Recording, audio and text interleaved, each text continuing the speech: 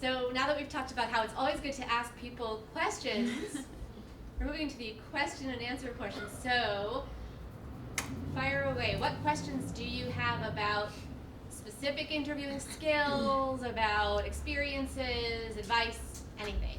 Brittany, start us off. I'll go ahead and start us off. And try to talk loudly. Sorry. For people or interviewees that come in that maybe have been terminated from a position before. And I've been asked before in an interview setting, why were you terminated? Or what did you learn from the termination? How do you kind of gauge that kind of answer? Or do you all ask that kind of question in your interview? You know, that's a great question. And you put it two different ways. First you said, why were you terminated? And then what have you learned from the termination? So I think that if you were asked a question like that, if they don't say, what have you learned? What you would do is tell them what you've learned. So if they say, why were you terminated? Again, it's okay to say, well, I made this big mistake, or I did this, I had the bad attitude about this, or I did this wrong, or whatever. You can say that, and then you can say, and because of that, I now know that when I am asked to do this, whatever. You can turn it into a positive. I mean, we've all, again, nobody is perfect. Nobody's perfect. We've all made mistakes. We've all failed at something. If you've never failed at anything, then you have not been trying hard enough. If you don't fall down, you don't know how fast you can run until you fall down. So you have got to fail. There's nothing to be ashamed of when you fail, unless you fail and learn nothing from it. Then that was a waste of your time. There's nothing wrong with saying, I made a huge mistake, I did this thing wrong, and boy did I learn, and I will never do that again. This is how I do it now. So take it and turn it into a positive.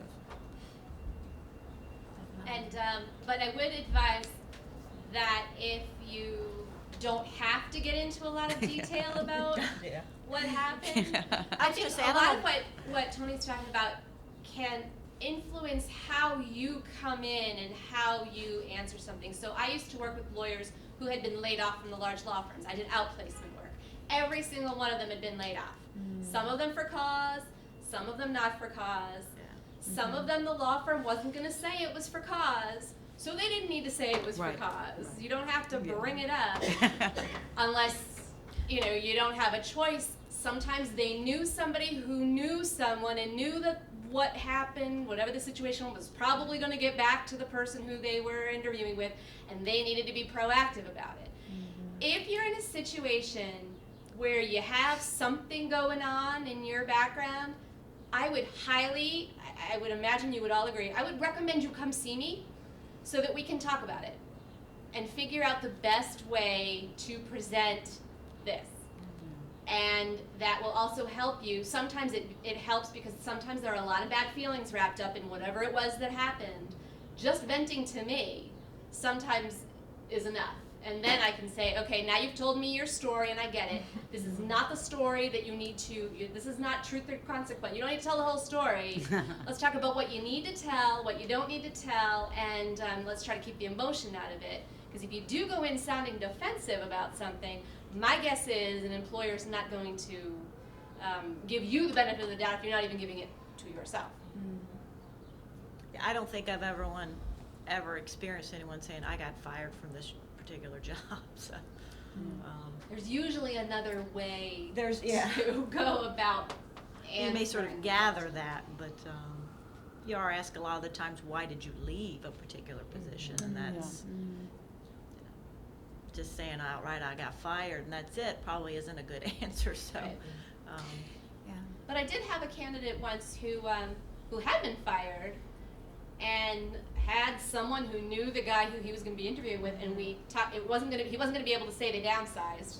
It was a large law firm, but even still, he wasn't going to be able to say it.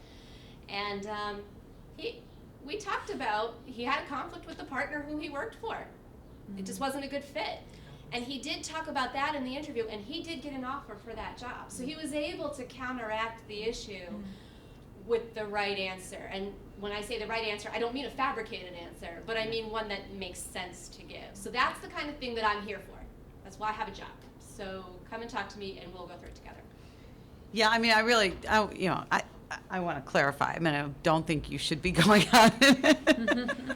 There was this time, then there was the other time. But if it comes up, I mean, you asked a specific question. If it comes up, Yeah. if they ask you directly, why were you terminated, you need to turn it around. But yeah, I mean, I agree. Don't bring it up if you don't have to. Any other questions? Earlier you talked about, make sure you arrive to the interview on time. Well, I had a situation where I had an interview for 3 o'clock and I got there about 2:30, but I was never seen until 4 o'clock. In a situation like that, because I was like about 2 seconds away from telling the receptionist that, thank you very much for your time, but you're wasting my time. In a situation like that, do I leave without being interviewed or just wait for the manager or supervisor to come out and?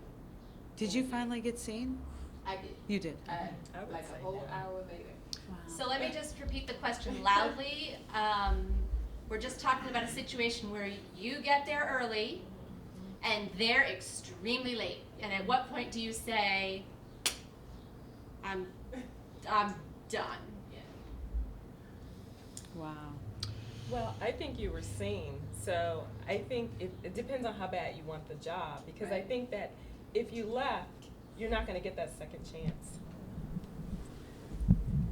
So I think that it's really important that you stay, you know, because again, you're not going to get that second chance, because things happen, you know, it's real life, situations come up, you know, it's too bad that the person didn't come out and say, you know, we're running late, because generally that's what should have been done. But Did you not have that happen No.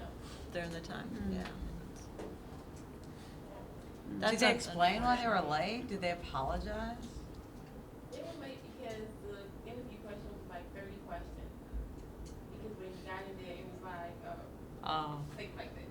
And I assume that's why. yeah, so the other person. And that happens sometimes. Sometimes people, I mean, I've interviewed people where it may take an hour, and there's others that may take 20 minutes. So it happens.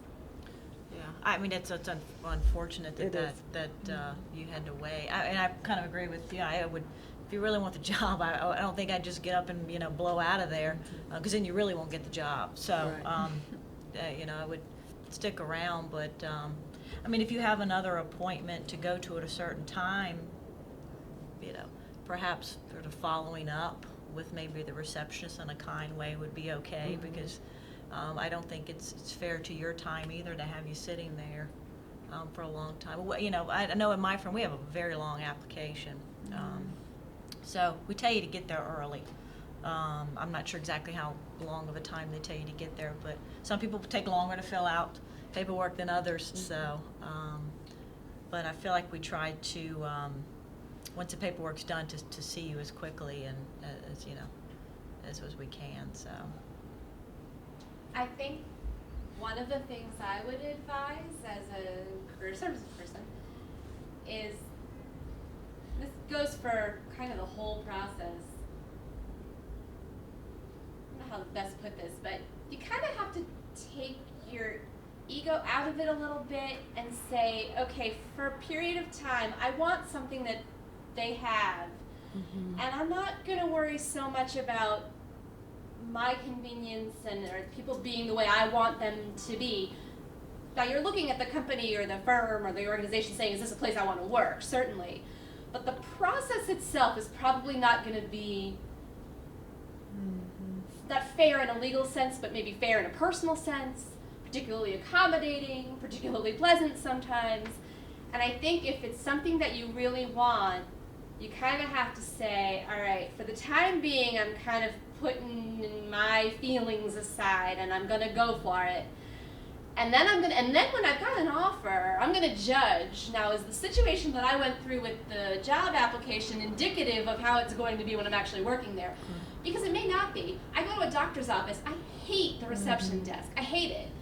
But I love the doctor. So So it's worth it to me to go through the pain in the butt of making the appointment and sitting there for a little bit because I want that doctor. And so I put my ego aside and say, I know I'm going to have to wait and I know I'm going to have to deal with annoyances, but I'm going to get what I want in the end. So I would say, and that can be a very hard thing to do. But I would advise if it's a job you want, you might have to, kind of suck it up a little bit and say, okay, I'm just going to kind of deal with this stuff. Any other questions? How heavily do you weigh professional references in the whole process, and when do you ask for them? And to go along with that, when should those professional references be when should I volunteer that information? So the question is about where references fit into this process. I mean, we ask for it on the application, and a lot will give us a separate sheet for references. So we get that immediately, the references. Do you contact them when you're deciding whether you want to interview them, or do you contact the professional references after the interview? It's definitely after the interview, and we've decided that we would like to pursue you. We wouldn't otherwise contact any references now. Yeah, same thing. We ask for them. I mean, like in the search committees I've been on, we ask for them at the end, after we've already decided that we want to pursue a certain person. We don't, like the whole first cut, we don't ask them for references. They don't come until the end. Yeah. Yeah, it's the same for us too. It says on the website, have 3 references available. I highly advise that you speak with these people well beforehand. Just make sure they're comfortable, having something to say about you. And at least if you need to have a conversation that is different than the way you thought it was going to go, you can get it out of the way before you've already submitted this person as a reference, and then later on find out that there's some kind of problem. What about a letter of recommendation? Sometimes that comes up and somebody will say, but I got a letter of recommendation. Now this is before they actually had the job in mind. They just got this letter of recommendation. And I usually think that doesn't do you too much good, but I make sure I'm not wrong about that. Sometimes they're just standard letters. I'm not saying that they're necessarily bad, but it's just a general letter to someone that isn't really specific to any particular job. I'm not saying it's bad, but it wouldn't be in place of any type of a reference. I mean, maybe you'll use that person as a reference, but.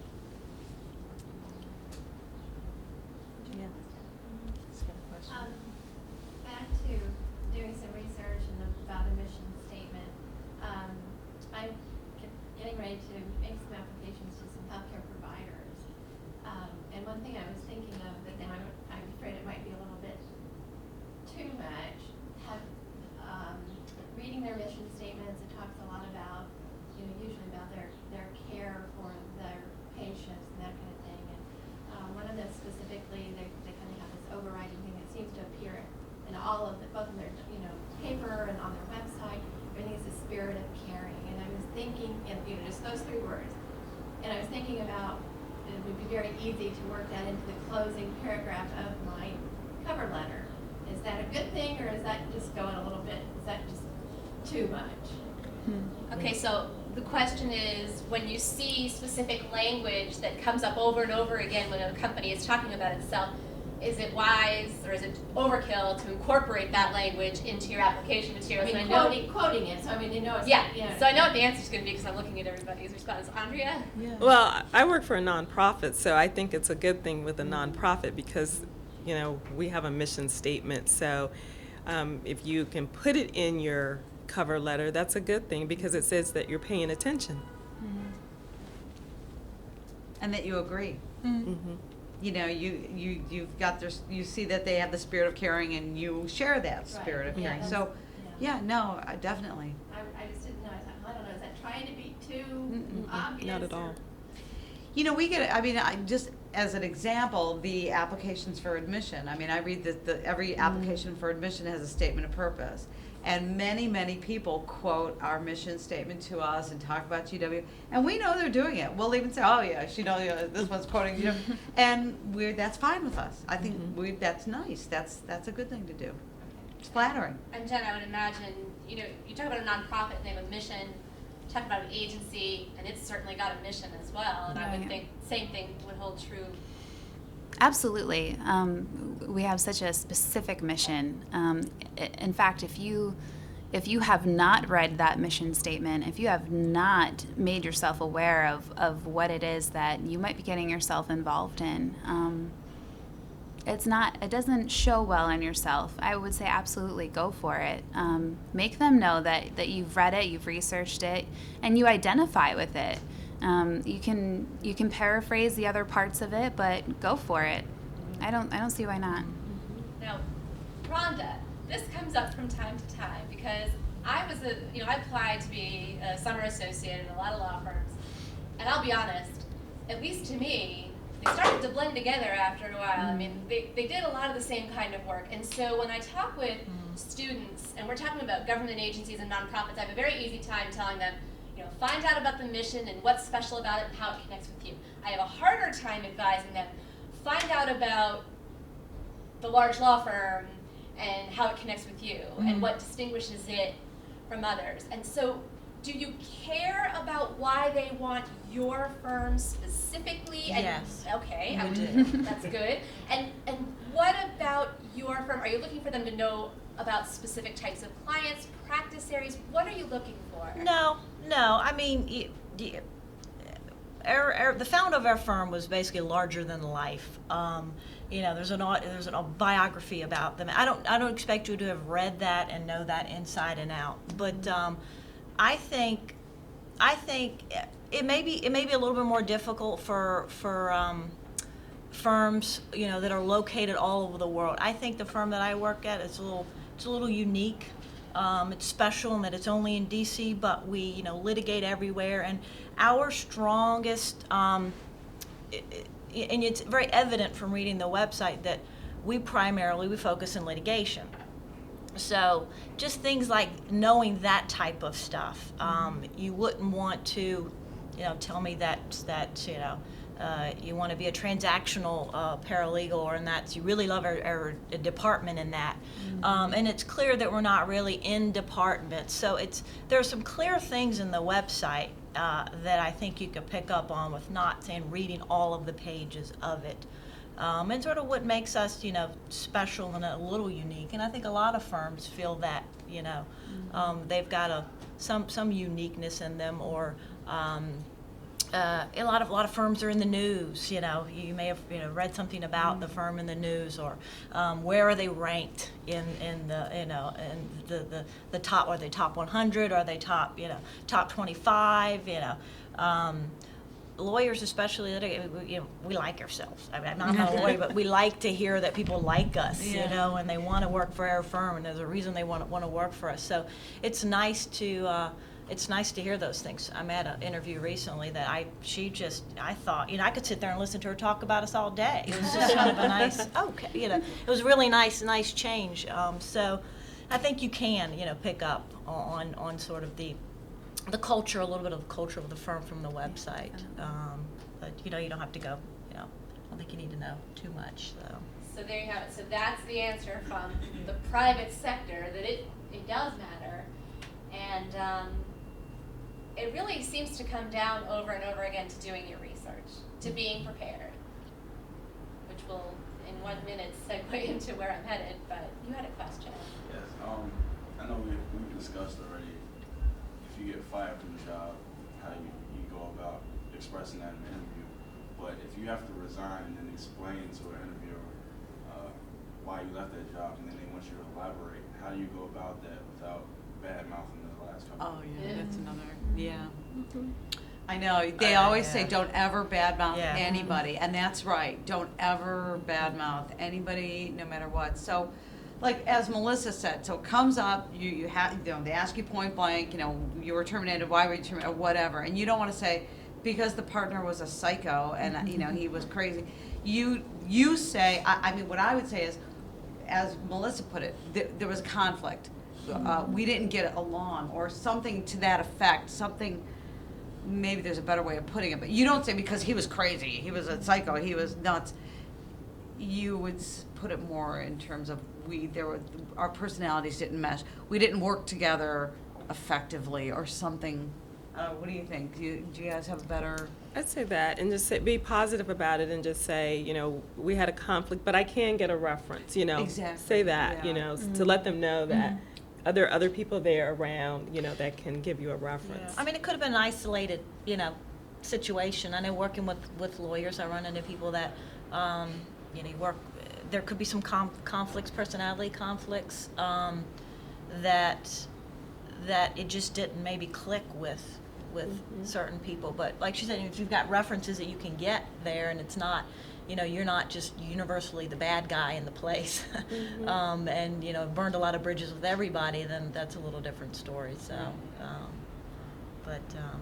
yeah, sort of explaining that in a different way.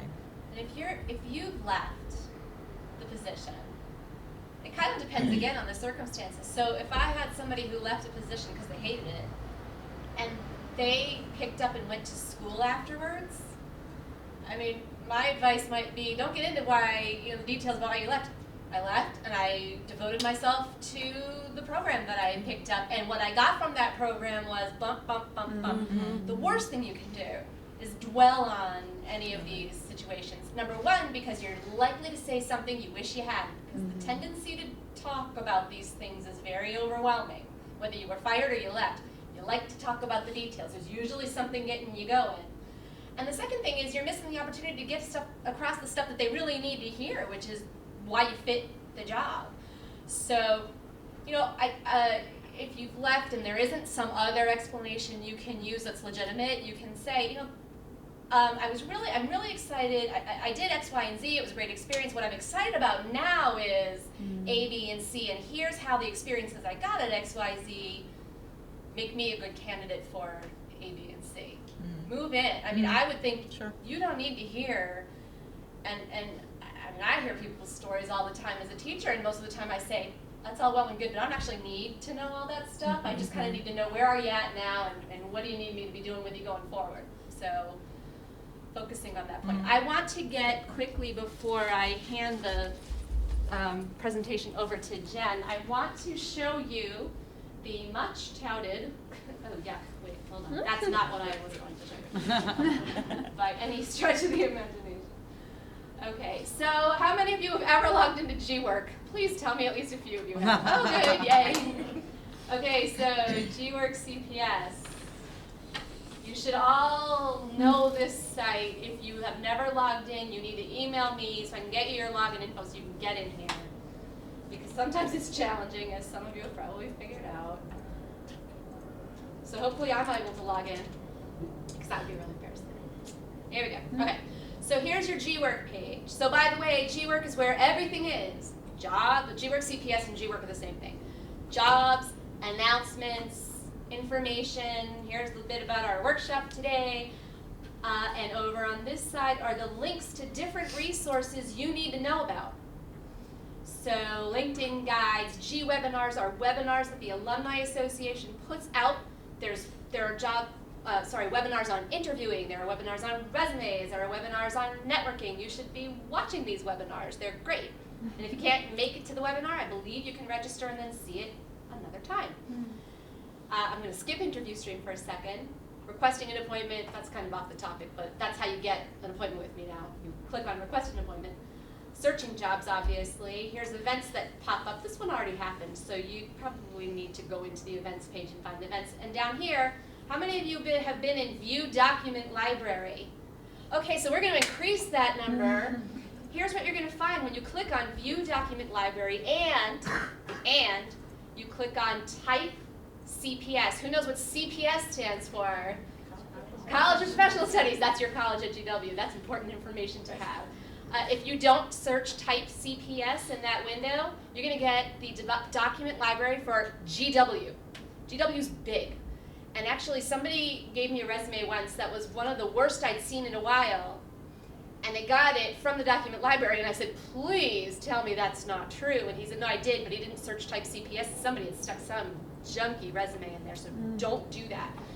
Type CPS, apply search, and you're going to find in here all kinds of forms and guides and things that I've put together that are job search and job application and all these kinds of resources. The one that I just put in new is the GovLoop Guide to Federal Jobs. GovLoop is like a LinkedIn for the government. They just put out a new guide to getting and keeping a federal job. You want to look at that if you're interested in the federal government. The one that I wanted to point out, which I actually printed out for you because I didn't think I was going to have internet access here, is the CPS interviewing guide. A guide with a whole bunch of sample questions that are direct, that are behavioral, all kinds of information. You want to be looking at that. I call it a prep sheet. I would look at it and fill it out to the best of your ability when you have a job interview coming up, or even before that. Even if you're doing informational interviewing, which is another kind of interviewing, which we can talk about another time, you want to be prepared. Now, that was all sort of an aside. It's my plug for G-Work. Okay, but over here, you'll see a button called Interview Stream. Click on that button, and it's going to take you to the Interview Stream website. However, you don't actually have to go through G-Work to get to this site. I've put the URL, I think that's what you call it, the web address, on one of the handouts. You can go there directly, but here it is. It's cps.gw.interviewstream.com. So there's a shortcut through G-Work, but for people who can't seem to get into G-Work, you don't have to do that. This is Interview Stream. You will create an account, an Interview Stream, and you'll put all your information in there. Now, this is different from G-Work. It's way better because you create your own username and password. You do not have one already entered into that system for you that you don't seem to be able to access. So, by the way, we are working on getting G-Work to match the net ID and passwords that you use for everything else at GW. Apparently, this is a year-long, huge project. We're working on it. So hopefully someday, somewhere, we will be there.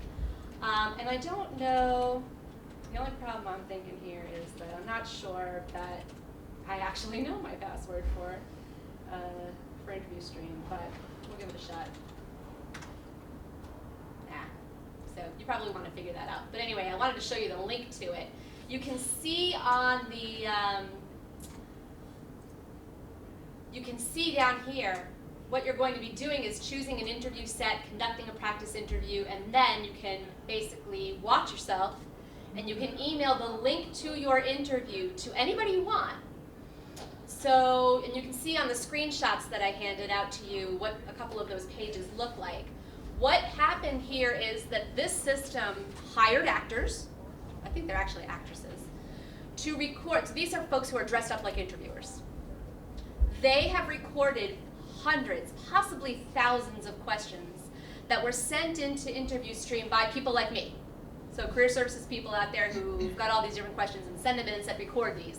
So they have this huge database of questions for all kinds of industries and general types of questions too. I then went through the database and made up interview question sets. I think I've got something like 14 of them in there, maybe more, maybe 15. So I went through the database and I made a question set that's weird questions. One of them is something about, if you were a cucumber, how would you like to be eaten? Just weird stuff. And put that in one interview set. Then I have one that's a general interview 1, a general interview 2, a legal interview, a business interview. I have all kinds of interviews. So after you create your account, you will go to your home page and you will click on choose an interview set or conduct an interview. It's not hard. And it will take you through the process. All you need is internet and a webcam. If your camera doesn't come with a webcam, I just bought one for my computer. I'm sorry, if your computer doesn't come with a webcam, I just bought one and I think it was like $20. Yeah. It's cheap. Yeah. It doesn't have to be a beautiful webcam. It will test your system for you. It will test your volume level. It will not let you fail. And you go question by question. You'll click on the question. The interviewer will ask the question. You'll record your answer. Then the interviewer will then go on to the next question. Or you can hit retry because you completely screwed up and you don't even want to see what you did. You can just hit retry and it will re-record your answer. So you'll go through all of the questions. You'll get to the end. And then it will ask you, do you want to email this to anybody? I will automatically get it. I can provide you with feedback. I can do it right through interview stream. And then I can say, do you want to schedule an appointment? So you'll get an email telling you that you have feedback from me, and you can go in and view that feedback. None of this is real time. So you can do this at 2 o'clock in the morning. You can do this whenever you want. And then I can give you the feedback, and then we can go from there. But you are able to obviously watch yourself. You watch yourself question by question, and you can see, how did I do on this question? How did I do on this question? And then I can give you feedback question by question.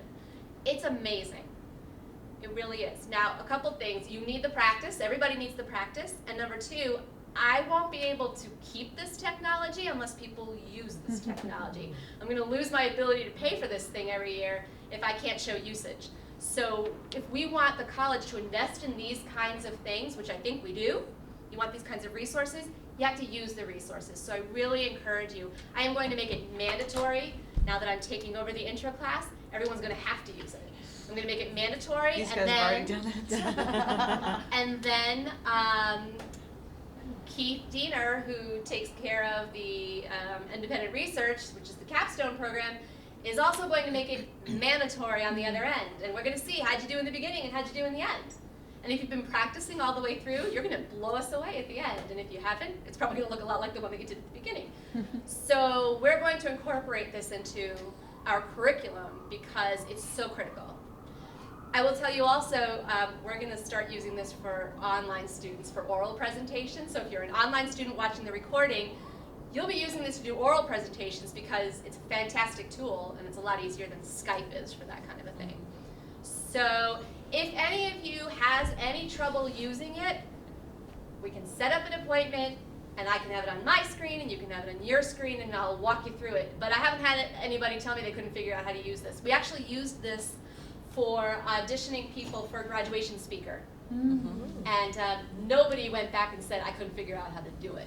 So it's really simple. So this is what you want to use when you're practicing your interviewing.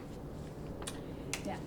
You know, and I'm just going to add one more thing. Not only is this good for your interviewing skills, and it is excellent for that, but just for cultivating your oral presentation skills. Now, I just got a phone call on my way out the door to come here from, I guess I could say it, right, because you're going to post it, right, the job from the World Bank. And they're about to hire a bunch of paralegals. They're looking to hire a bunch of paralegals. They're looking for experienced paralegals and entry-level paralegals. And I talked to the man for a long time on the phone. And by the way, you know, he just wanted to say, I've got this job, where do I post the link, and hang up, but I sort of engaged him. And through the back was able to sell the program, which is another thing, you know, always look for opportunities to sell the program or sell yourself. And so I told him, you know, how great our students were and how we really emphasize writing and oral presentation skills. We said, you know, we know that employers value that. And he said, wow, really, you do? That's great, because that's a big part of what our paralegals do here. Mm-hmm. They really need to be good at oral presentation. So when we put this stuff, and as we're giving you this stuff to do, we're not doing it just for the heck of it. Mm-hmm. It's really important. These are the skills that you've got to bring to your employers. So use it. For those of you who have used it, are you finding it helpful? I'm not Did you sure like if it? anyone's really used Has it. any- Yeah. They have. I've had That's my right. very A few first people class, have. they've used it. It was a unit in the That's class. right. Okay. And they were good. I enjoyed watching them. I really did. They were good. I Okay. bet you didn't enjoy watching yourself. It's hard. It's so awkward, isn't That's the it? worst So part. hard.